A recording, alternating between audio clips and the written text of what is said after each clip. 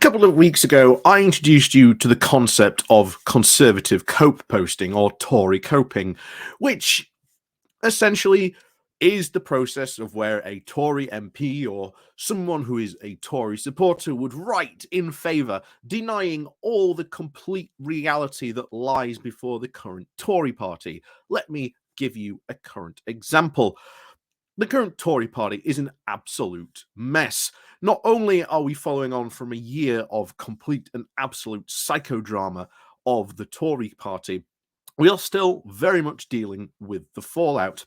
You've got Boris Johnson and the Partygate investigation. No matter how much many of those Tory MPs would love Partygate to go away, Boris Johnson has basically just reminded the nation of that already. Not only that, you also have the upcoming COVID inquiry, which is also going to show you just how badly the Tories were managing during the pandemic. Not only that, you have an absolutely failing economy through, well, years of basic underinvestment in the favour of this free market fundamentalism, which Liz Truss delved into headfirst, which almost crashed the economy and almost destroyed the entire pensions market of the UK. Labour is about 20 points ahead in all the polls that continue to come out. Rishi Sunak's budget has failed to even move that needle 1 inch. And yet poll after poll after poll shows the Tories losing, or at least at the next general election, winning under 100 seats.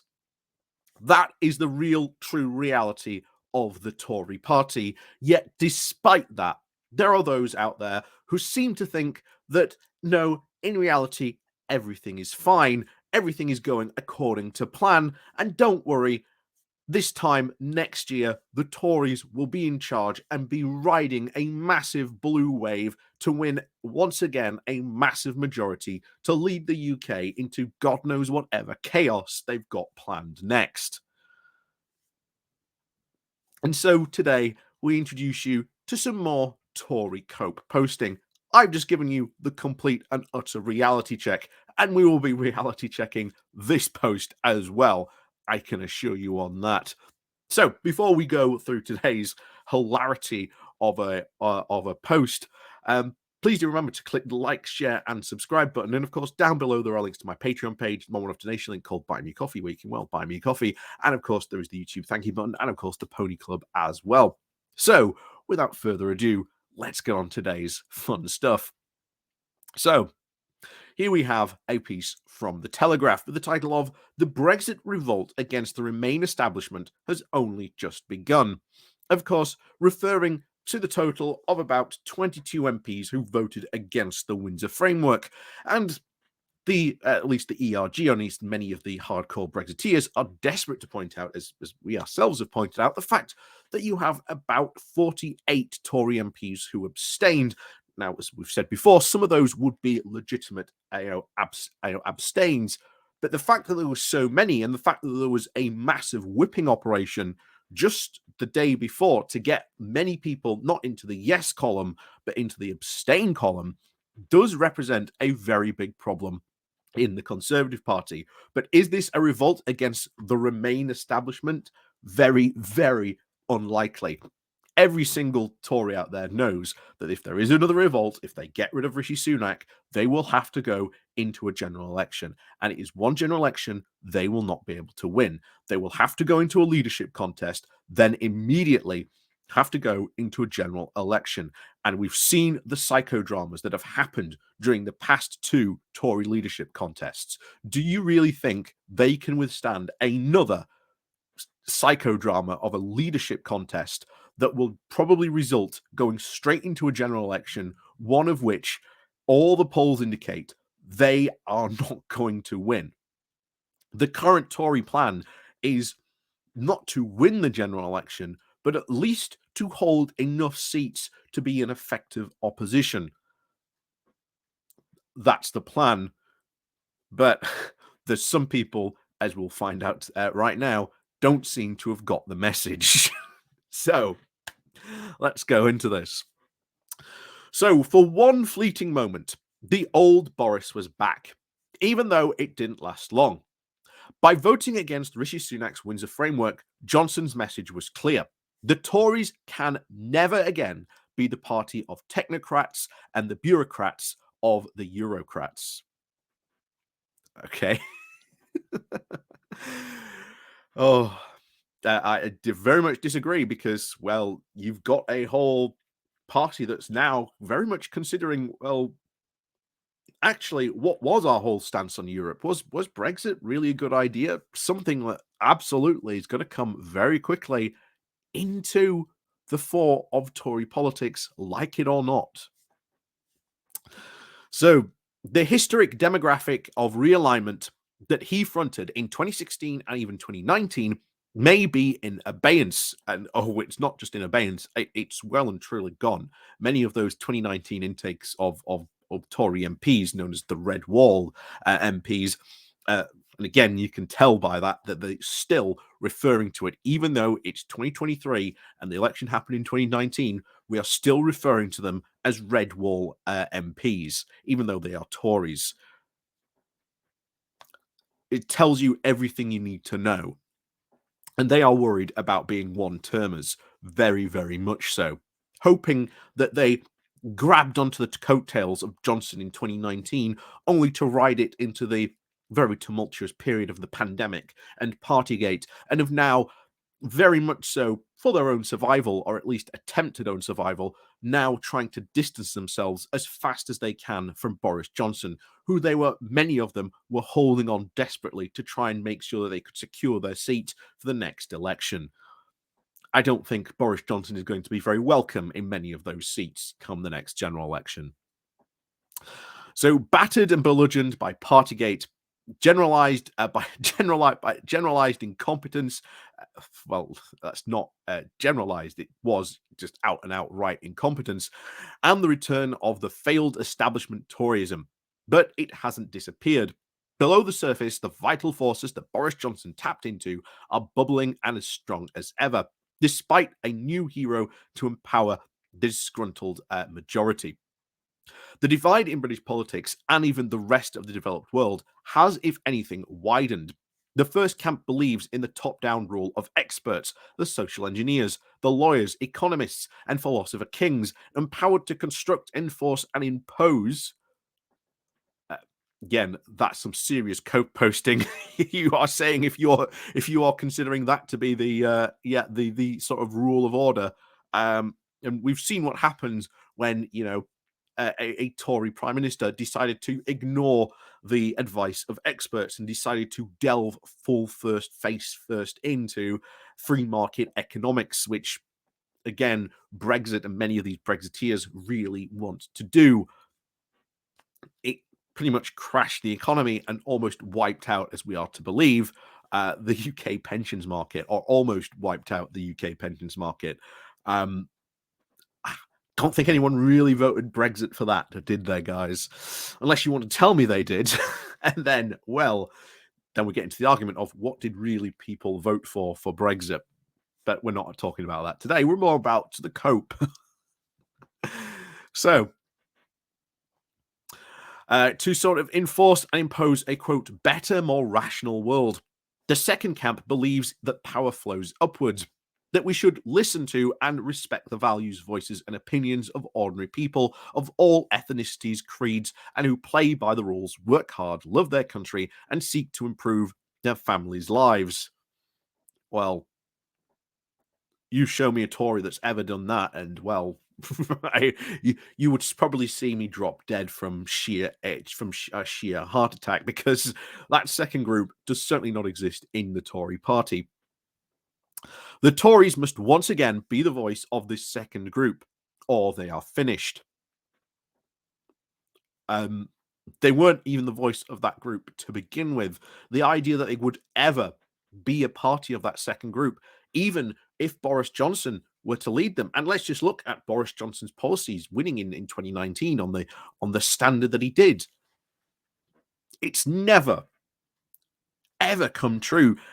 And if anything, you saw prior to this, Boris Johnson's popularity falling very significantly. At the next general election, Boris would have had to been of expecting to front his colossal failures since 2019, and they have been colossal failures. Take out the fact of the pandemic and, of course, the Liz Truss-induced economy. His entire administration was not on good rails. They were very, very quickly falling off, even before the pandemic. The idea that Boris Johnson would have been a massive success and a massive voice for these people, well, levelling up never happened. And the Tories are not interested in being that voice at all. Anyway, he continues, they must not just be Eurosceptic, but also skeptical of net zero.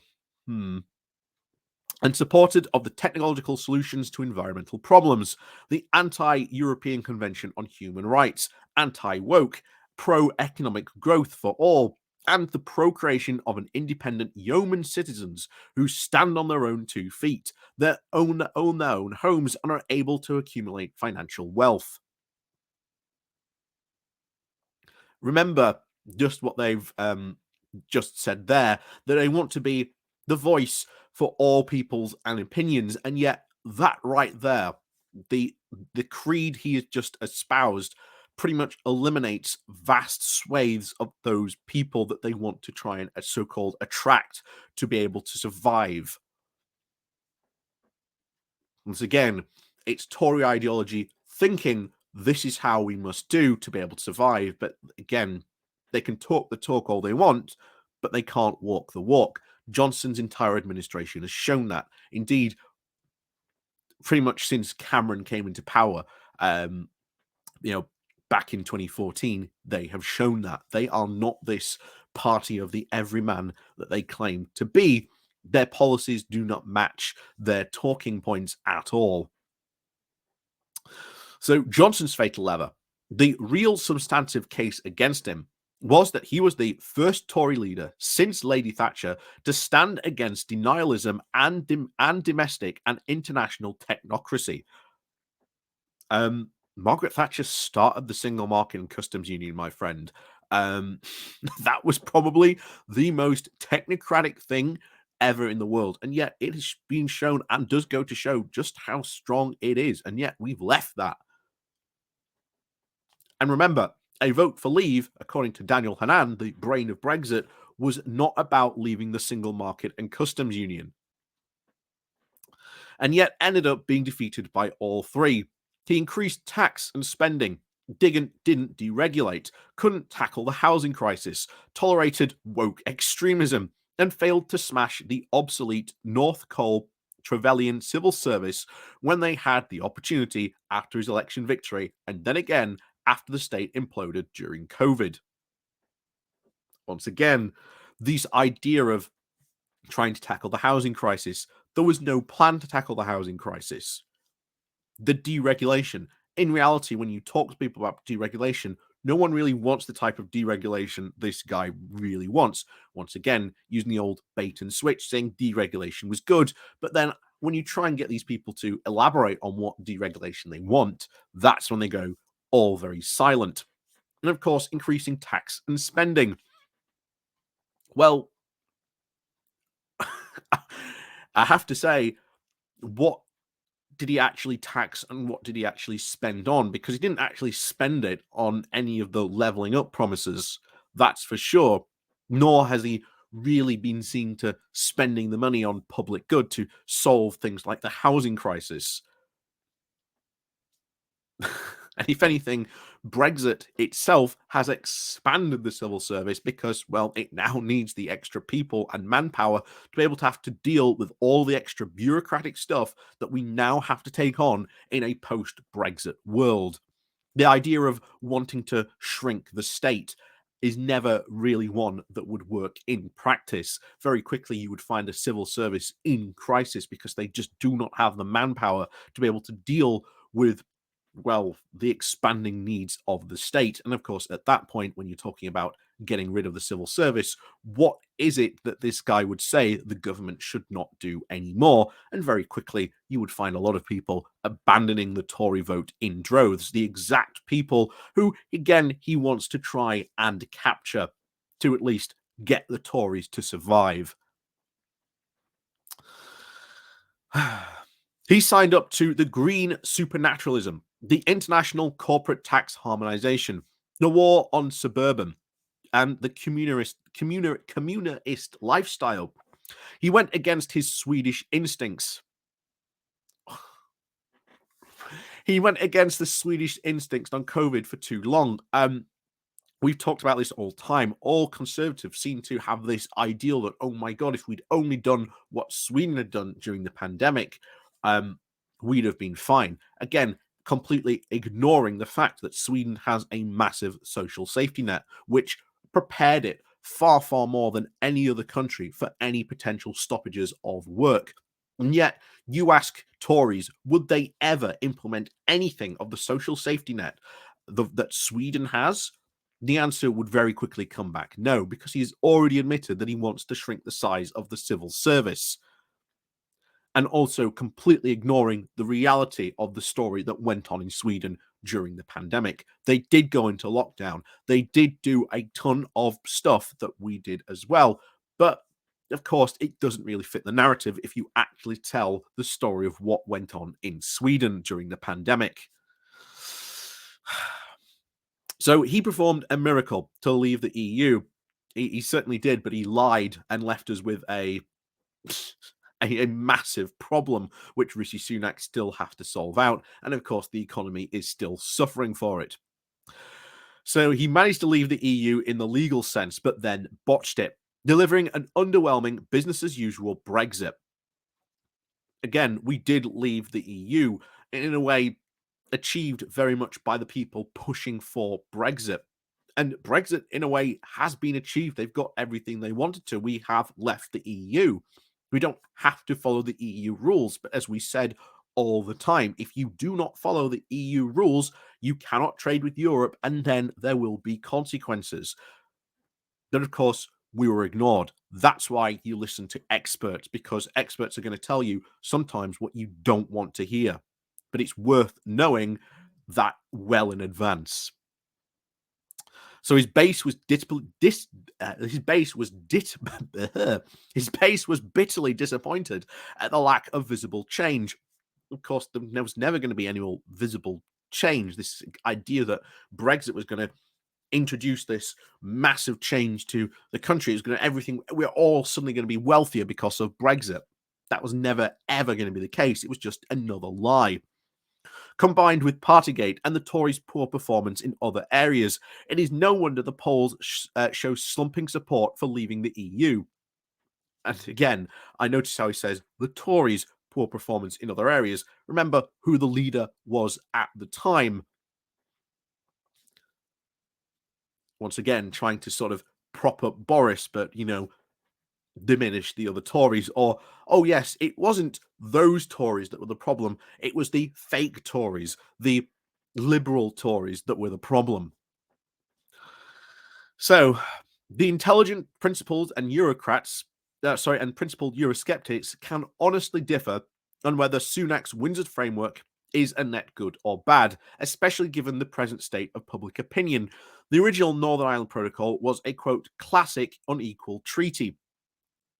What? You would call it an unequal treaty?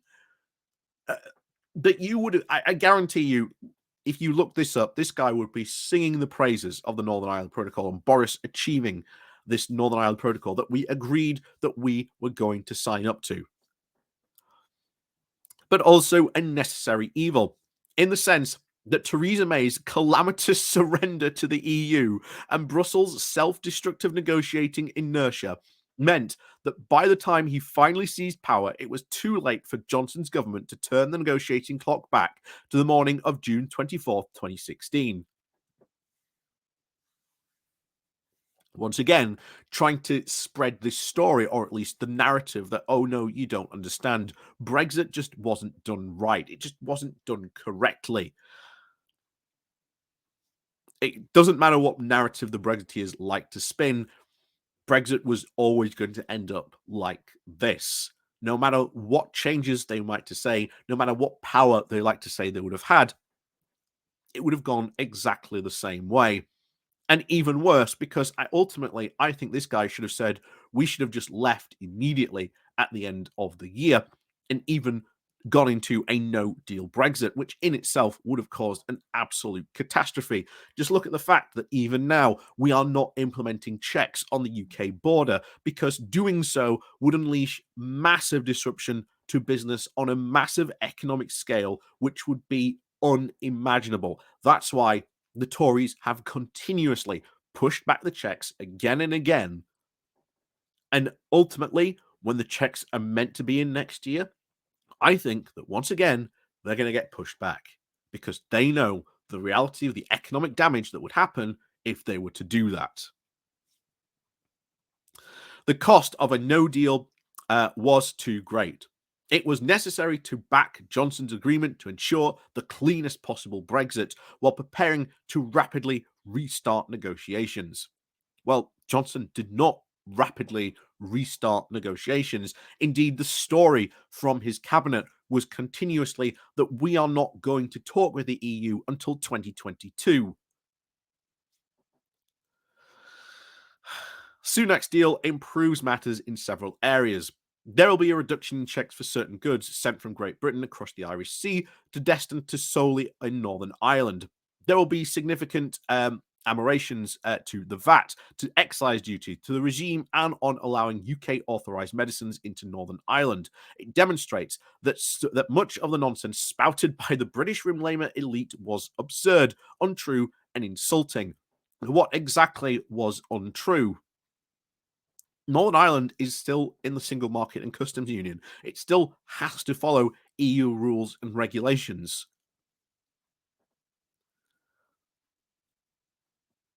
Just because it now allows this and is still technically in sort of the EU and single market customs union does not mean that any of this was absurd, untrue, or insulting.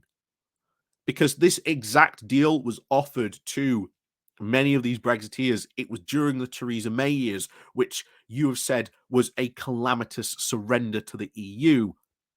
So has Rishi Sunak also calamitously surrendered to the EU as well?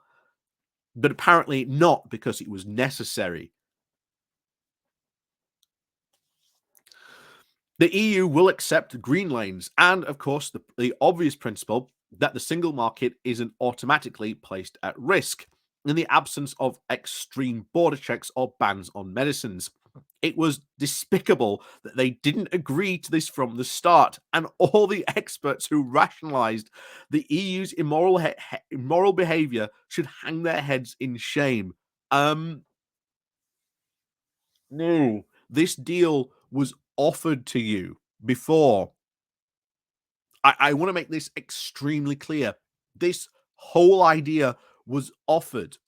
Theresa May's government even looked at the idea themselves, but it was the Brexiteers who constantly rejected this idea out of hand, saying that this would be capitulation, and yet pushed for the hardest possible form of Brexit that they could. And yet now, oh, it's all right. This is this exact same question should be asked to all these people. Why were you not prepared to accept it back then, but you are prepared to accept it now? Is it because of the fact that people are starting to realize the calamitous cost of Brexit, and every time the Northern Ireland situation comes up in papers or anything like that, people's attitude to Brexit very, very much softens rather than hardens, which is what they would like. So, yet Sunak also massively oversold his agreement. The document which he gives his version of what has been achieved is almost unrecognizable to the EU's own explanation. His claim that the 1,700 pages of EU law are disapplied is false, because yes, it was false. At least I'm glad you're calling that out. It's true. The Windsor framework changes to the protocol are cosmetic. The EU has made a series of partial concessions to alleviate certain narrowly defined problems, but these can be withdrawn at any time. Yes, because the EU is in control. It is the larger market.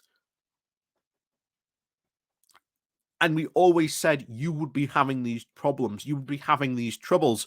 And yet This is the solution that is on the table. And if Brexiteers really have a, quote, better solution, then maybe they should actually present it. Because ever since 2016, they have failed continuously to actually present any problems to the solutions that they have actually caused with their Brexit. Time and time again, they have failed to do that.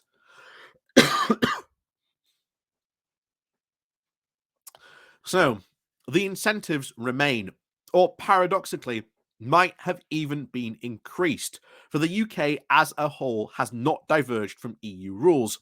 And as Martin Ho, QC, and Barnabas Reynolds point out in their, quote, Star Chamber report of the ERG, that any UK deregulation might lead to the immediate imposition of fresh checks, necessitating a new negotiation. So, once again, this comes back to the whole point of deregulation. You want the UK to diverge on many of these things, but what exactly do you want to diverge on? You're not honest about this diverging, and yet we were saying since 2016 you want to diverge. What do you want to diverge on? If you want to do that, there will be consequences. Guess what? These are the consequences. There are also arguably convening that the Stormont break meant to empower the Northern Ireland Assembly is practically useless. Perhaps the biggest problem is the way that deal is being presented by the establishment Tories as the final thing, by a means to put Brexit behind us and start trying to get closer links with Brussels. Because Brexit has been shown to be a failure. And yet, guys like this still cannot seem to admit the reality that is lying before them. And hence, we get pieces like this, massive copium pieces. And to use the Bain voice once again. To use it once again on the Bain voice, yes. Addicted to the copium they are. So, on balance, therefore, the 22, quote, Tory heroes were right to vote against this deal, as was the DUP. It was vital to put down a marker. Sunak's Commons majority is a mere tactical win. That won't actually help his longer-term strategy or allow power sharing to return to Northern Ireland. He hoped the Windsor framework, by smoothing out relations with the EU, would help his plan to tackle the small boat crossings, and a far more important priority to him than actually finalising Brexit. But it is hard to see how this works without the UK pulling out of the ECHR. Once again, the new Tory dream idea. We've got to pull out of the European Court of Human Rights, because if we do that, then we can do all these fantastic things. And once again, this would put so many other things on the table that the Tories could start to do to, let's say, workers' rights or things like that. They could start to do all kinds of crazy things if they were to pull out of this. Yet, pulling out of this would be and should never, ever be an acceptable position. And it should be, I think, start to be played that way, that trying to pull out of this should be unacceptable. Because you've got to ask, why on earth are dictators like Vladimir Putin or Boris Yushchenko in Belarus so against joining the European Court of Human Rights? Why are they so against it? And yet, why are they only two countries not in at least the European Convention of Human Rights? Tories, and at least presenters of that, should be asked that question, and also asked, if this is just a matter of small boats and you are worried about being the illegality, why are they trying to pull out of something that they know they would be punished for doing? But again, this would be triggering an all-out bust-up with the EU, cancelling the Windsor, and of course forcing another nastier renegotiation of our relationship with Brussels. The future of the Tory party is on the radical centre-right. I wouldn't say that they are even radical centrist right anymore. They are very well firm and pulling towards the right even more. Like I say, trying to pull out of the European Convention of Human Rights is not a centre-right position. That would be a radical right position. Hence why he's trying to redefine it, saying, "Oh, it's okay. You're not the radical right. You're just the radical center right." Again, trying to sort of ease and bring in the copium of those centrists or those right centrists who feel that they have no longer a home in the Conservative Party, who are now considering, well, not even voting potential of the Tories at the next general election. But it is ultimately something that Labour should actually look at trying to attract, because if they can win those votes, well, then they get more MPs, which means they can do more stuff. And I know that might upset people trying to appeal to people who are centrist, but ultimately, as we've said time and time again, there are far, far more centrists in the UK than there are people on the right or even on the left. And there are certainly more people who are centrist than there are socialists. Like it or not, you've got to work with these people sometimes. So, to win next year, Sunak must fix immigration and much else besides. If he fails, the next Tory leader will be chosen by the party membership and will be a Brexiteer, anti-ECHR, and anti-woke. Partygate's ludicrous shenanigans may or may not finish off Johnson's political career, but it won't destroy his entire legacy. The next Tory MP will have much more of a Johnsonite than Boris ever was. Once again, I'd have to say, what on earth was this Johnsonitism? There never really much was to all of this at all. And there you have it. Once again, yet another Tory cope piece, denying the very reality that is being laid before them. The idea that their party is really not only out of ideas, but he's being almost self-defeated by other elements within it that are trying to desperately push the party even more to the hard right. And what's kind of funny, on Conservative Home of all places, you actually get a lot of Conservatives commenting on there saying the exact same thing, that they feel politically homeless now, that they feel that the right extremists in their party are destroying their party just as the radical left did to Labour. It's an interesting time in the Conservative Party, but the only way the Conservative Party will ever be able to win, or at least maybe even to claw itself back to at least maintain some of its seats to be an effective opposition after the next election, is to actually face reality. But in order to do that, you would need someone who has to face down these radical elements within the party and, well, either A, tell them to shut up and keep quiet, or turf them out. That is the only option that is really open to essentially the next Tory leader. Rishi Sunak's certainly not going to do it. He's far too weak to do so. And any attempt to do so would unleash a full Tory chaos in the party. That is for certain. And whoever is the next Tory leader, be they all that guy has put forward, would ultimately lose any next general election. And pretty much if they did decide to maintain that, then you are at least talking at least a minimum 2 terms for Keir Starmer and the Labour Party at this moment in time, which, to be honest, would be a great thing for the UK as a whole.